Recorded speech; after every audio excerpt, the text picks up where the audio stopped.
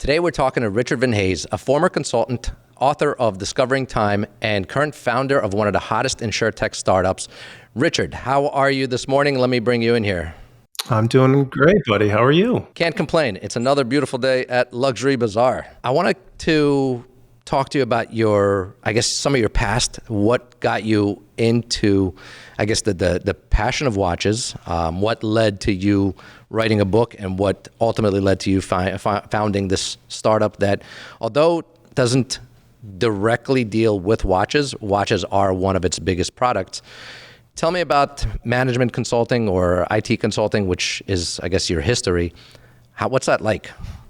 So I've always come from a tech background. That's where my undergrad was in technology, management information systems, and grad school was ultimately in technology as well.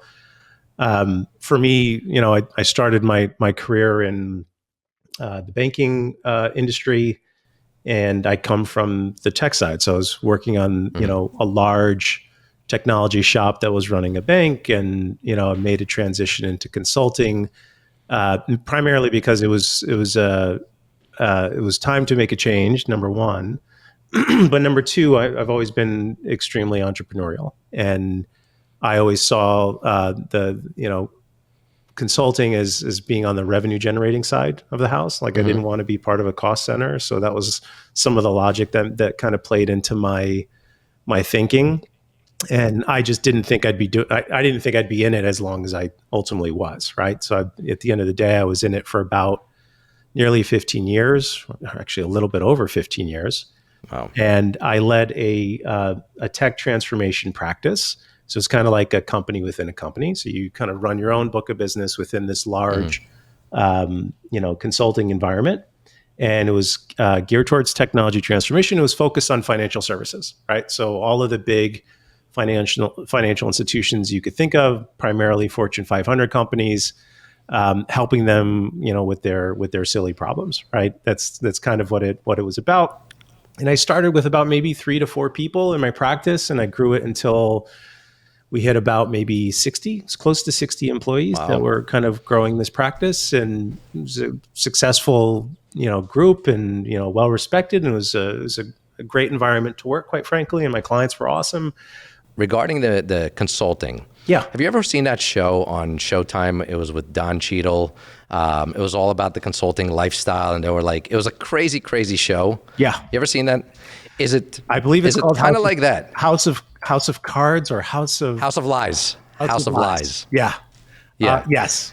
I've definitely seen all of them. Any type of consulting related show, I definitely gravitated to in the past. How much of that is true? How much of it is true? Is that what you're asking? Yeah. No, it's nonsense. I mean, look, there are components of the show that are accurate, right? Because it gets into some of the economics of how the business works, profitability, books of business, and things of that nature, and just that component of it is fairly accurate. But all the other stuff, it's full on Hollywood nonsense to make it seem way more glamorous than what it is, or at least was for me. What I would say early on in my career, there was a lot of travel. So over those 15 years of consulting, like, I was on the road for maybe 11 years of those 15 years, right? Like, that's all wild. In, if I was to add it up, literally my routine was flying out on Monday morning, flying back home Thursday night for years on end. Wow. It was just a very common thing. And it's amazing what you get used to, because I used to have a client in Germany as well. I'd fly out on Sundays. I'd come home every 2 weeks. And that was just my life for a year. And that's how it is. You just kind of get sucked into the client situation that you're part of. Pretty wild. So coming from, I had an experience in the corporate world for a little bit doing one of my internships, and I realized how much I hated it at that point. I've always been like a startup guy. You going into these corporations, how much of the issues that you were there to resolve were really kind of just stupid? Like, they were just kind of like, I cannot believe you guys can't resolve this. Well, look, it's interesting because I think consultants do get a bad rap, at least externally, because you hear what bill rates could be. They're extraordinarily expensive. That part is all true. But generally speaking, especially large consultancies, really top tier consultancies, right? Like, you know them all, like the EY, Deloitte's, the McKinsey's of the world. And there are distinctions between firms, some of them more on the management consulting or corporate strategy, and then others more execution, tech transformation. There are different focuses. What I would say is that these problems that they have, some of them at face value do seem trivial, and then others are extraordinarily complex because there's so many legacy systems, legacy bureaucracy, legacy stuff. And very often a consultant's role is to come in to kind of untangle, understand why things are currently being done the way they are, and then putting together a plan that basically shows you how to get out of it to elevate yourself to a more of a current state way of doing things. It's like, hey, yes, you've been doing this for 10 years. It's worked well, but times have changed. If you don't evolve in this way, then you could end up becoming way behind the eight ball. I understand. And there's a lot of, stakeholder management because, when you're talking about large enterprises, every enterprise has different functional areas. Each one is kind of run by a different person. So these are a lot of different people. You need to get bought in every step of the way. And that was a big part of it, is kind of getting people to buy in. It's very different than the startup environment where it's like you could pivot a decision from 1 hour to the next. Whereas in a large enterprise, it could literally take months and months to even decide what you're going to do. Okay, I get it. So I always just imagined that consultants, came in as just like a third person perspective, like, okay, here's what you're doing, here's what I'm seeing, let's fix it. And it's funny because I came into this company with the same role pretty much. We're like, okay, why are we still printing this stuff? Like, what year is it? Are we still faxing invoices to people? Like, so yeah, I get that. And thank you for clearing that up. Yeah. Well, you did mention a point, like third party perspective is super important. So very often, and this is where the clients themselves are dealing with the same challenges. They want to make the changes just as much as the consultant does. But they're dealing with the same level of bureaucracy on the inside. And sometimes bringing in an independent consultancy to say what you think needs to be done, usually very often it aligns with what people internally want to have done. But they need the validation from a high-priced consultant to say, hey, this is what others are doing. This is what makes sense for you guys to do. So very often it's used as validation about a path that a company should take internally versus fresh thinking. But then you get your money's worth when it actually comes to fruition. That's the hope. And if it doesn't, you usually don't get called back as a consultant. Yeah. So next topic I wanted to go into was the book. So you authored Discovering Time. It's a watch collector's, what is it? Discovering Time, Stories from a Collector Community. Stories from a collector community. There you go. I wanted to know what motivated you to write the book. I do enjoy writing. I always have. And I always told myself that I would eventually publish a book. And I never really had a reason or an inspiration behind going down that path. Right. And what ended up happening is that as I got deeper into the watch community, I started experiencing more and more interesting stories of interacting with different people in the community itself, right? So, what ended up happening is that as I started thinking through my experiences of going to different watch meetups, meeting with people literally all over the world to kind of just talk about watches, I kind of took a step back and I'm like, I kind of feel like more people need to know about this. And that's kind of, that's essentially what led to that inspiration, right? To kind of write a book. And the intent was to make it fun and light and visually interesting, but also chock full of real stories. And what I had done at the time that nobody else has done and probably hasn't done since, and if it's been done, it hasn't been done to the level of scale, is I would call out individuals and different accounts of people that I met along the way, right? So it's almost like a bit of a primer. If you're looking to get into the community, it's not a bad place to start with these different handles to understand who's out there and who's deep in the community. So I used it as a bit of a primer, and the level of engagement that I got from it was pretty cool. But it was at that time, well, as I was writing the book, like I had just had a little kid, right? But like that is hard in its own right, just kind of balancing a young child that you're responsible for, holding down a full-time job, and then finding the time to write a book in between was tricky. But I'm sure. just like anything else, you make the time for the things that you care about, right? And I was inspired enough to kind of carve out very weird times of the day and the week to just write and work on it. And it took me about 2 years. If I was doing it full time, it definitely would have been on a fraction of the time. But I also did everything on my own. Like I wrote it. I did a lot of the editing, and additional editing was done by my family, like my wife and some of my other family members. But the publishing and the printing, I did that myself. Like I literally negotiated terms with, a printing company in China, and going through the pain of that and everything that's associated with it. And I did a lot of it because I was just like, I just wanted to learn.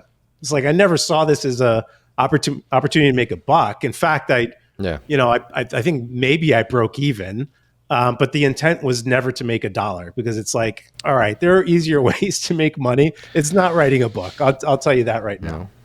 You've also now established yourself as an author, which is a nice, addition to your life resume. Yeah. So I listened to some of the stories via the audiobook, and I don't know if this one is your favorite, but my favorite was the Sun-filled Daytona story. Just because one of the things that I, appreciate about watch collectors or customers or clients that are buying watches, when they buy something to commemorate something or to celebrate an achievement of some sort. Yours was, commemorating your father. If you want to summarize that, story, that would be great. I could do it, but I wouldn't do it justice, I'm sure. Yeah. I mean, that was an interesting stretch of time. So this was around the time when the Rolex Daytona, the ceramic version, had come out, and then there was, right out of the gate, there was just an absurd wait list. And I was fortunate enough, I'll kind of give you the abridged version, where I had a buddy of mine who had a trusted AD that he had a really good relationship with, that basically said, look, I'm going to put you in contact with this AD. This AD will take care of you at the right time. And shortly after that, I think it was like 6-8 months later, it's lightning fast, like by these standards, like to get the call. But they made it clear that like the one condition is that you need to fly to Switzerland to come get the watch. Which I was totally fine with. In my head, I was like, all right, I'm going to turn this into a weekend experience. I'm going to go to Zurich, fly in, fly out, have my watch, have a story. But in the weeks leading up to the trip, my father had a heart attack. And it was bad. It was a bad situation. We thought we were going to lose him there for a moment. And he's thankfully fine. But what ended up happening is that maybe a week after him being back from the hospital and kind of recuperating, was spending a lot of time with him. Just like, why wouldn't you want to spend time with your parent that just went through a very difficult ordeal? And I was planning on canceling the trip. I'm like, this is stupid. Like there's nothing there. This defies logic. I just need to be where I belong, which is with this person that I love and care about. And the thought of going on a silly trip, and at that point, it wasn't just the trip. Everything else seemed silly.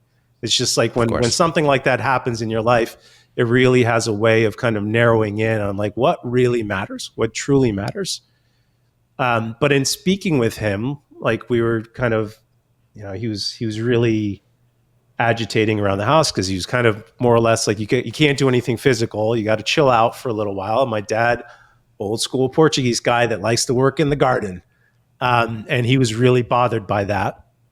And I was telling him about a trip, and I kept it very vague. And I'm like, I think I'm just going to hang out here with you. And he was very adamant about like, hey, life keeps moving on. It never stops. And it's important that you're actively going after the things that you care about. And it doesn't matter what it is. You just gotta keep moving. And so after that, like I kind of took that as like a tacit approval that you should make your trip. But when I went to Zurich and, I got off the plane and I was making my way to the AD, I just kept thinking about him. I'm like, I couldn't get him out of my head. So of course, when I get the watch, now it feels like his DNA is imprinted on that watch. I can never see that watch any other way than as a tangible embodiment of my father, keeping it moving, being passionate about the things that you care about. Yeah, and it's just one of those things where it's like I'll never sell that watch, because it's just a priceless thing, because it reminds me of that experience, and it's just a forever impression of the man that he is and the man he helped me become. So personally, I feel like, the story when told via your book is so good. I mean, you obviously as a narrator, it's amazing, but like I was picturing the whole, the kids rolling out the red carpet for you, like just the birds chirping, like, so it really paints a beautiful scene. And I really, really respect and appreciate when people purchase. And again, the timepieces are one of the things that you could do, but given the fact that we're in the business of watches, it seems most fitting that people use them as, again, as either markers of a certain achievement, accomplishment, or as, just capturing a memory or place in time, of something that you've done. There's nothing, I don't know if there's a better tool. So for example, I wear a Rolex Batman that I won at a poker game, and the only thing that, I got from it, there was a big tournament, 180 something people. Walking in the door, I was like, okay, I know I'm going to win. I don't know why. I'm not the best poker player, but I was like, I have a feeling I'm going to win, and ended up winning that thing. Now I wear it. I will never sell it, because it's like my lucky watch. It's like when you put your mind to something, being confident that that's what you're going to do. I'm like, okay, that's what this watch tells me. Sure. So your story about, and there's nothing better than a watch to embody like a person. Do you know what I mean? The fact that it keeps on ticking, the fact that it's durable. I mean, I really appreciate that story, and it was really moving. Yeah, thank you for that. And look, I'm a few years out from having written the book, right? But it's funny when I hear you kind of recount the story, and I've not heard or said it in a little while. It brings me right back there. Just brings me right back there. And I have the watch here, and it's funny because like I'm like that with all of my watches, right? Like I'm not the person to be talking to you about like value retention or the types of watches I'm not that guy, because I don't flip watches. That's not my wiring. All of my watches are purchased with an intent, and it's typically some sort of emotional intent. I'm wearing a Royal Oak, and I bought this watch to commemorate my son's birth. And like, this is how like emotional sappy I get. Like here I am, I tied a story to the Rolex about my dad. And this watch, like I got it maybe 6 months before my kid was born. But for him, right? And I refused to put it on my wrist until I first saw he was born. And I put it on his tiny little wrist in the hospital the day he was born. And I'm like, all right, this is your watch. You don't know it yet, but when you become the man of substance, I know you'll become one day, you would have earned this. And that's the way I look at my watches. So when I'm looking at things, I'm like, all right, I got a Patek, a Vacheron, a Daytona. I'm thinking, I'm like, my 40th, my wife, my dad, that's the way I'm kind of interpreting and analyzing these watches. And I think there's no better way of kind of acquiring through that lens. It makes it, to me, it makes it a little bit more meaningful, right? And also, of course, it also forces me to like reevaluate and almost eliminate the discussion of, should I sell this, right? Because It's like, I can't sell this because this is now a part of me. So that is true passion, and you really gave me a good idea. Like I have a 3-year-old. I never typically, like when my wife gives birth to a child, like we have three, I get her something that she'll be able to pass down to the child. And the first two were daughters, so I gave her, beautiful pieces of jewelry that she'll be able to one day give to our daughters. Now the third one was a son, and it was a surprise. And I didn't think about it. I actually just got her a third piece of jewelry to match. I was like, okay, well, so in this case, it was a Cartier love bracelet. I was like, I guess she can give it to our son, but now I'm thinking about it, I should probably just buy a watch. I'd get it like engraved, like do something really cool. And 18 years or 20 years, however old he becomes, when he's a man of substance, like you said, to give that to him, that would be great. Since it's been a couple of years since you wrote this book, are you considering writing another? I get that question a lot, and the short answer is no. I feel like I've scratched that itch. I've addressed that. I've managed to share light on a subject that I was passionate about, a world that I thought more people needed to hear about. Now it's way more commonplace, like this story, that because people are such as yourselves with your great YouTube channel and others that are kind of out there kind of telling a lot more of these stories. I feel like I've done my piece in telling mine, right? And how that kind of came about. Now, will I write another book one day? Probably, but it'll be in a completely unrelated space for sure. Gotcha.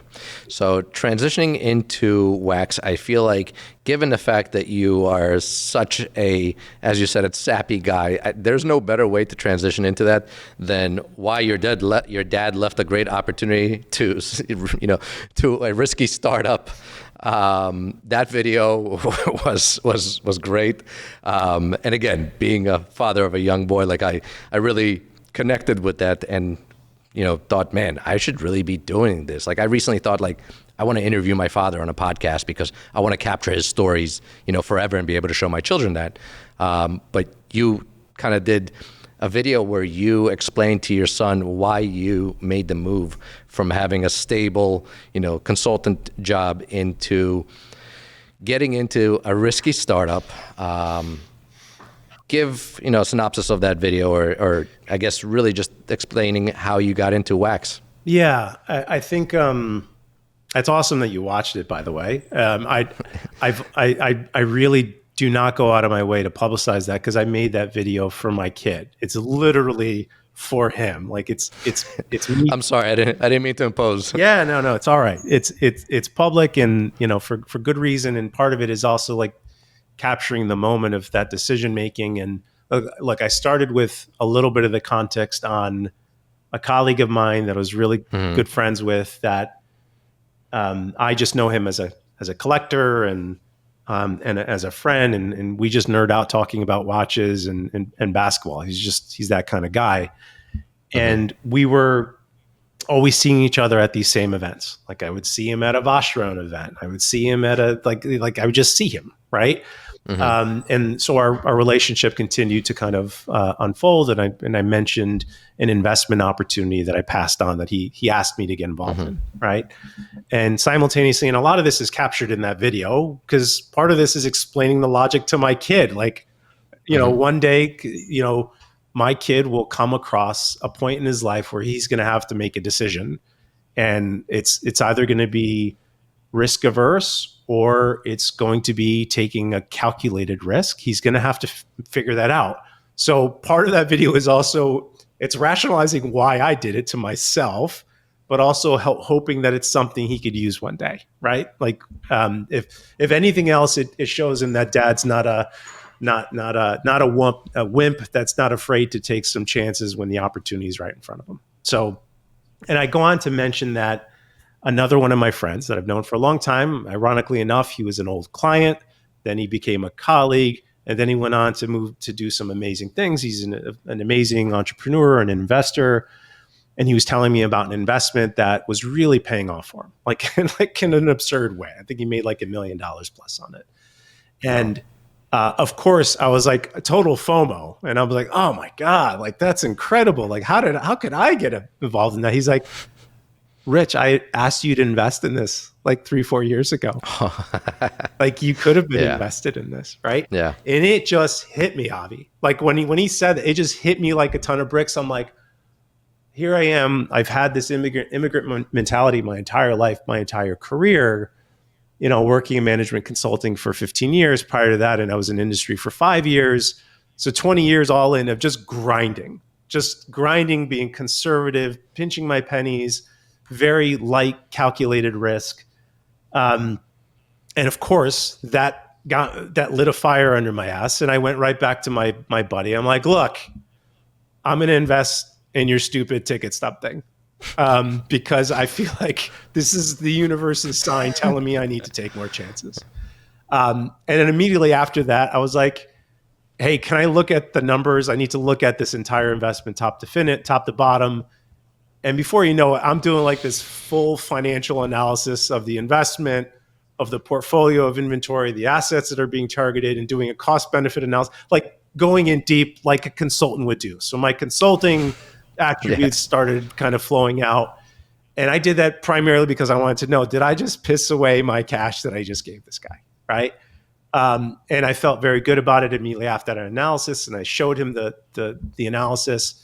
And I'm like, I feel good now. He's like, you did this analysis? I'm like, well, yeah, I needed to do it, but I figured you could use it because you're going to need to, defend this for all the other investors as well. And before you know it, it started off with like, raising maybe like $50,000 from people that were chipping in to kind of invest and kind of acquire these ticket stubs. And before you know it, in short order, it was like we raised almost $500,000, right, of people that had thrown in to contribute to this thing. And we were working together every night, like after hours from like 11 o'clock, 12 o'clock to like 3 a.m. We're researching ticket stubs and things that we should buy, right? And it was fun. Right? As crazy as it sounds, where it's like you're up all that late just researching eBay and to look for steals, right? And we did that for quite a while, and then it reached a point where he's like, "Hey, man, I think you should help run one of the companies that I've been incubating, right?" And then that's when the topic of wax came up, right? And he's like, "Look, you know the gaps in the insurance market when it comes to watches and collectibles because you already know it. You're in this world. And plus you worked in the financial services industry for your entire career. You understand this world that we're kind of embarking upon. And our conversations went well for a few weeks, and I basically turned him down 2 or 3 times before eventually saying yes. Right. And it all had to do, Avi, with kind of like taking a step back and understanding, we had at the start of the pandemic, we had moved to kind of our dream home in Connecticut. Dream home in the sense that we got to the school district we needed to for our kid, right? Because our kid needs a little extra services, and this would help us get there through this program that we got him into. Been fortunate enough to kind of pinch my pennies over the years, so I was very conservative. So I was like, if ever I was going to take a risk, it would be now. And much like the ticket stub thing, I started kind of digging in and analyzing, the total addressable market of the industry, the collectible space, the upside, the gaps in the insurance and other ancillary opportunities. And before you know it, I'm like, oh yeah, I'm in on this. This is a business opportunity that not only does it have legs, it serves an obvious gap in the marketplace. So that's kind of how it started. I kind of jumped in through, a venture-backed startup called Wax, and we're backed by like some incredible investors. And one of our investors is Slow Ventures, and these guys are, employee number 10 of Facebook, Kevin Colleran. He's like, these are people that come from this world, this space, and we've been off and running ever since. Like we started with the insurance primarily because it was the most immediate gap in the marketplace, right? So collectibles insurance has never really been a thing. It's always been kind of a bolt-on rider through somebody's homeowner's policy, and there are a lot of gaps associated with that. And like whenever I say that, some people get it, some people don't, and then the experiences are everywhere in between. Primarily because when it comes to insurance, situations and risk profiles, they vary from state to state. It's never the same. It's not like, Yeah. oh, this is the situation for every. It's like, no, where do you live? What is your zip code? Like, because there is, Yeah.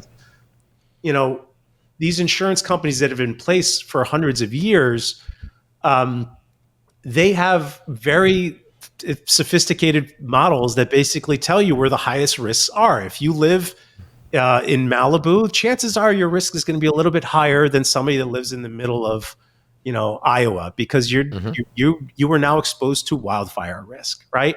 It's no different than any other insurance category, but for us, we were focusing in on collectibles and being able to speak that same language, right? Because if you were even a few short years ago, if you were trying to go to insure, just to keep the story going with the Rolex Daytona, and you buy it at retail for like $11,000, $12,000, whatever it is today, you go to an insurance company to get insured.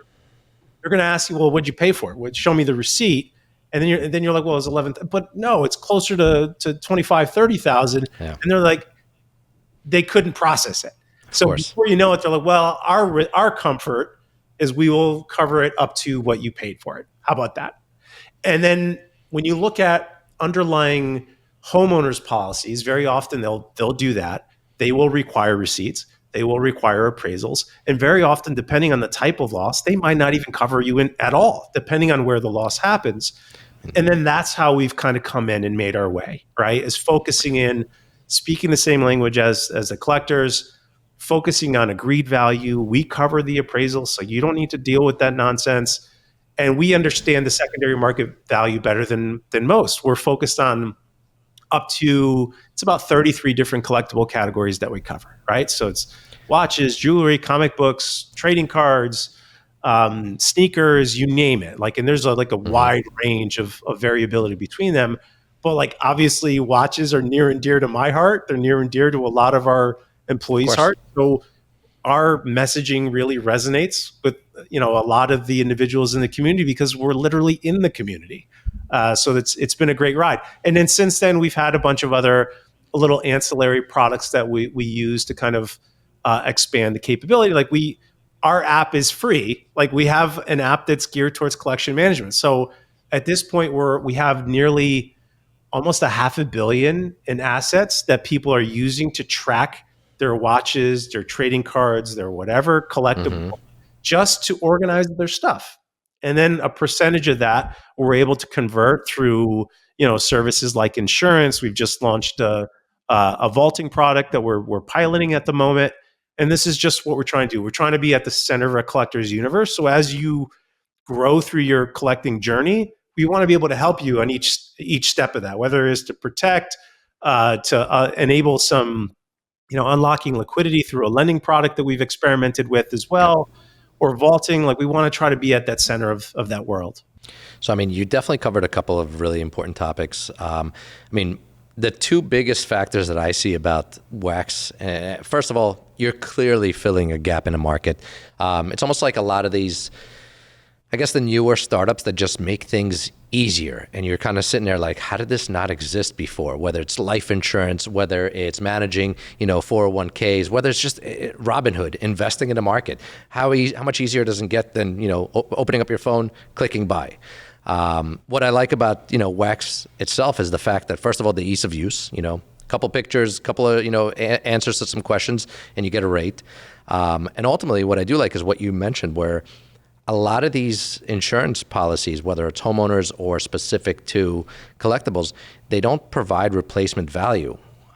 Just because you bought it for $11,000 doesn't mean that I could replace it for $11,000 unless I wait in line for the next 3 to 4 years, hopefully.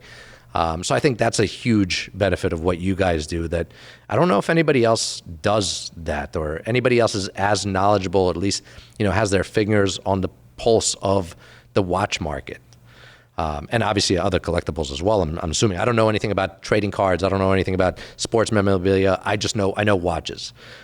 So to be able to say, go Yeah, ahead. and look, we have a level of knowledge and expertise in the watch space. We're passionate about it, but like, we're unlocking one category at a time, right? Like, we have, sizable clients that are trading card collectors, comic book collectors, jewelry, sports memorabilia. antique firearms. We have, and like it just runs it runs across the board. But we're unlocking each category in greater depth every step of the way. We started with watches because it was an obvious gap, right? So we're in there, we're working it, but we are now in the process of launching collector cars, right? So these are, this is another level of insanity, right? So you think watch collectors are degenerates. Car people are the same way, right? They're all cut from the same cloth, baby, and very often they're one and the same. Same people, yeah. But the product itself is very different, right? So we're trying to kind of make sure that we just structured a partnership with one of the top car brokers in the United States called the Cultivated Collector. And the gentleman that runs that, like, he's just like what you guys are, what we are to watches, like he is for the collector car world. Like, you talk to this guy 5 minutes in, Avi, like I went to his shop in New Canaan, Connecticut. I was checking, he's got an incredible collection of cars that cycles through like every day, every week, right? Wow. And he's walking me through like these different cars, and he's going through like the Challenger series of vehicles. I don't know anything about cars, right? I know I love them aesthetically. They're beautiful. It's like not that dissimilar to watches, but it's a much bigger package, and it's a much bigger price tag. Let's be real. When you start getting into truly collectible vehicles, you talk about a high-end watch, really high-end watch. It's like you think $50,000, $100,000. Of course, there's pieces that go way higher than that. But this guy was telling me, he's like, well, this is your nice introductory car to get into the collector game, Rich. It's about $250,000, but it's a really nice way to ease into this. And by the end of that 15-minute spiel, I'm like, I think I need a stupid Ferrari. And I'm calling my wife. I'm like, does this make sense? She's like, what is wrong with you? Like, so my point is, we need to have those types of relationships with people in the community, in their respective communities, so there's a level of authenticity that happens there. I can't pretend to be a collector car guy. I could build the most impressive product that'll enable collector car guys, but I need somebody like that's out there that's kind of vouching for us and kind of speaking to the value we're bringing to the table. Makes sense. Now, question for you: 5 years from now, where are you? Where's Wax? What's the goal? Well, for us, Avi, and it's imperative to never look too far out as a startup, right? For us, it is one day at a time. Like, we gotta, we're rounding out our Q1 2023, and we're feeling really good about the growth that we've had. Like, we've had quarter-over-quarter growth for the past 5 straight quarters, which is great. Like, awesome. We're trending in the right direction. We have these other products that we're introducing, but in the startup world, and especially one that's venture backed, even these numbers that sound great, it's never enough. It's, what have you done for me lately? Where are you going to be? When are you going to become $1 billion company? Right. So for us, it's important to continue to respect the communities that we serve, right? Understand the challenges that they have, evolving our product to make their experiences better, and getting the right partnerships in along the way. In the next 5 years, like, we have different stages, right? The next stage, we're going to be taking on a batch of investment within the next few months, and then next year sometime we'll be doing a Series A, and then from there we'll see what happens, right? Like, as a startup, you can't be so overly myopic that you lose sight of opportunities that might be right in front of you, right? So it's hard to say what the opportunities are, because you need to have your eyes open to when they come up, right? You don't know, and they always come in weird forms, Avi. Like, that's the thing. Like, one day you're like, all right, this might be a good exit opportunity for us. And then the next day you're like, hey, we ever considered this? Like, all of a sudden this is something. So I no longer play that game. I just focus on building the best product we could build, continuing to cultivate the right, the community the right way, and then the opportunities will come. We just need to be there and ready to pounce when they do come. I like that output, that one day at a time. I feel like that's it. You don't usually hear it, because I ask a lot of people, goals 5 years from now, 10 years from now, where are you? And everybody's like, oh, numerous stores, offices all around the globe, multi-millions in sales. So one day at a time is actually a really good way to look at something when you're building. And a building never ends. I mean, I feel like you're always building something. That's right. Anything else that you want to add about, Wax itself? Because we've gotten into you and what, your path has been like. I think we've covered, Wax. I think we've covered obviously the benefits. And are there any downfalls to using or any cons to using Wax? Is there anything that you would like to change in the industry? It's not so much downfall. Like for us, it's primarily education, right? And look, it's easy to rationalize a legally mandated insurance policy. Like for instance, if you look at a vehicle, you are legally mandated to have insurance. You need to protect your car, and you need to protect somebody else in the event that you get into an accident. So that needs to happen legally. Now, as the collectibles world continues to expand, and the money that's on the table now, it is no longer just hobby money. This is like, it's noteworthy cash, right? So, if you look at the overall collectibles industry today, and this is like just a rolled up number, it's maybe 450 billion per year, right? So now when you start expanding that out and you extrapolate it to like 2000, I think we have a number that goes out to 2032, it's closer to over 600 billion, right? And you imagine every category has its respective growth. Watches, collector cars, art, some of those categories are a little bit more mature than others.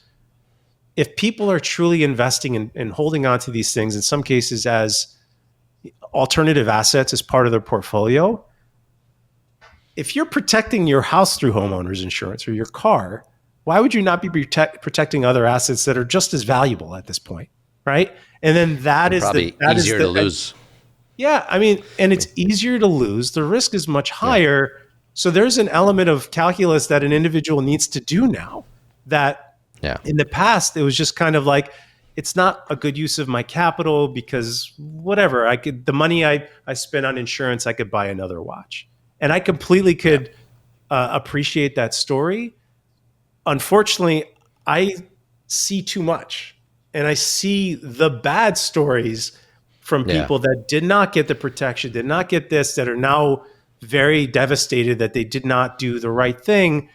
And it's not like you're just protecting things for the sake of protecting them. Be smart about what you're protecting. There are parts of your collection that may not warrant being protected, but some parts might be, right?